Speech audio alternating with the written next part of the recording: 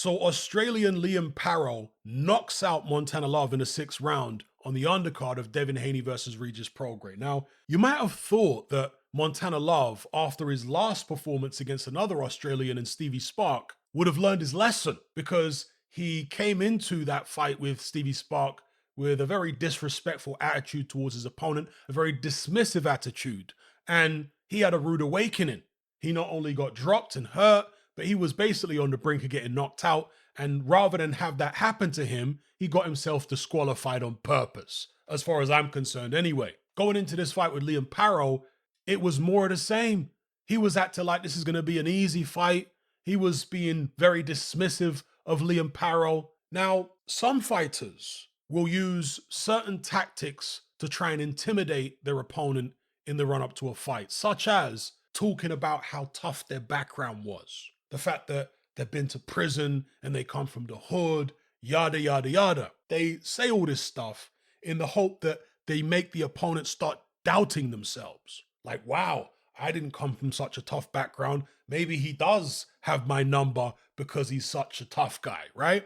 And that's all well and good if you're just doing it as a means of, psychological warfare, if you want to call it that. But if you actually believe your prison background and all this kind of stuff is going to make a difference in the ring, irrespective of how your opponent feels, then you're making a massive mistake. But Montana Love appears to be one of these kind of people that genuinely believes that if you haven't come from the same type of background that he comes from, you just can't beat him no matter what skills you learn, etc., etc. If you don't come from his kind of background, you're not going to beat him in a boxing ring. Well, he should have found out in his past two fights that that's obviously not true, because this ain't a fight in the prison yard. You ain't got no shank. You ain't got no boys to back you up. The COs ain't going to jump in and break the fight up after a couple of seconds or a couple minutes. No, you got to be in there and fight this guy for 12 rounds under controlled conditions with nobody to back you up. It seems crazy that I have to actually point these things out, or that anybody should have to point these things out to a professional boxer. But I'm telling you, some of these guys just have a very warped perception of themselves and of reality. And that's what Montana Love appears to have. So he went in there with a very dismissive attitude of Liam Paro, and he got his butt handed to him ultimately in the sixth round. He got, I don't want to say he got outboxed because it was competitive. Liam Paro maybe was ahead, but it was competitive. But ultimately, Liam Paro got through with some heavy shots. Montana Love's chin didn't hold up.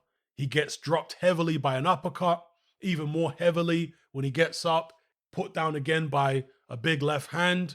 And I was absolutely in agreement with the referee's stoppage. No problem with it whatsoever. I know Montana Love didn't like the referee's stoppage. He said it was early, but he wasn't throwing back. Liam Paro was starting to get through his shots, and Montana Love's punch resistance appeared to be quite poor, as it appeared to be as well against Stevie Sparks. So, yeah, it is what it is. Montana Love seems to be a fighter who's more style than substance.